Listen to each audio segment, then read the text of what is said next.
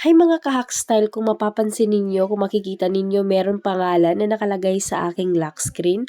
Kung hindi mo pa alam kung paano maglagay at gusto mo, panoorin mo yung video. Ayan, ilagay muna natin yung password. Una, pumunta tayo sa settings ng ating mga cellphone. Tapos, hanapin natin ang lock screen and wallpaper. I-click natin yan na lock screen and wallpaper. Tapos dito tayo mapupunta. Yung makikita ninyo dyan, lock screen settings. Pindutin natin yan. Kung mapapansin ninyo dito sa add text on lock screen, yun yung pangalan na nakalagay sa aking lock screen. Okay, pindutin natin yan para mapalitan natin. Halimbawa, type natin ay hack style. Ayan, click OK para ma-apply. Tapos, try natin in-off yung cellphone. Tapos, on natin. Ayan, makikita nyo na yung hack style sa aking cellphone. Ganun lang po siya kadali. At kung halimbawa naman mga hack style, wala kayo nitong features doon sa settings ng inyong cellphone, meron akong ituturo sa inyo. So, ayan guys, dahil sa cellphone ko, walang feature na ganon na maglalagay tayo ng pangalan, mag-a-add text tayo sa lock screen para maglagyan natin ng pangalan o kahit anong gusto natin. Dito sa cellphone ko ay gagamit tayo ng application para ito ang pangalan ng application, my name. Tapos click lang natin yung continue. Tapos dito guys, kapag nandito na tayo sa dashboard, pipili lang tayo dito ng design kung anong yung gusto natin. Tapos kapag nakapili ka na, click mo lang yung gusto mong design. Tapos click lang yung allow. Tapos dito na tayo magta-type. Click yung magta-type ng pangalan na gusto natin. Halimbawa, Marilu. Okay, click lang natin yung done or hack style. Ayan. Click natin yung done kung okay na. Kung gusto nyo i-center, pwede. Ayan.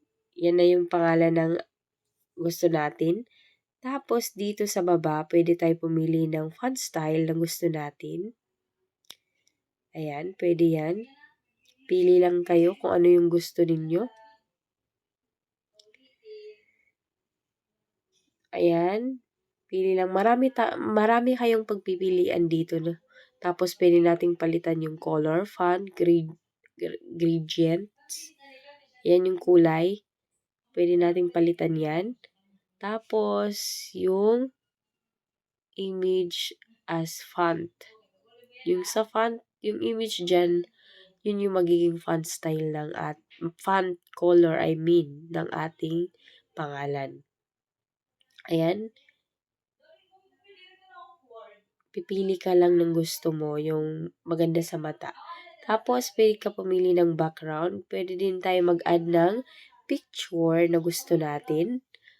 Halimbawa, nakapili ka na. Yan, click mo lang yan. Tapos, kung okay na, naka-add background na tayo. Tapos, select lang natin yung picture. Tapos, kung okay na, pwede mo i-multiply. Tapos, set as wallpaper.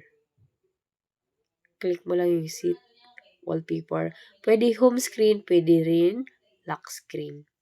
Tapos, pwede pareho. Okay, pero parang balik tayo. Ito na, hack style. Dahil hindi ko nagustuhan yung kinalabasan, iibahin natin yung font size. Balik ulit tayo sa application.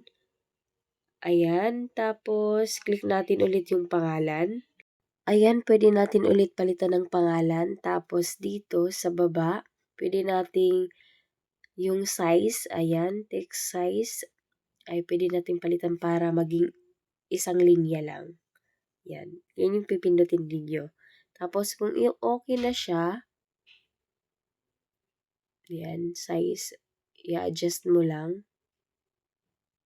Tapos, drag mo lang kung saan mo gusto.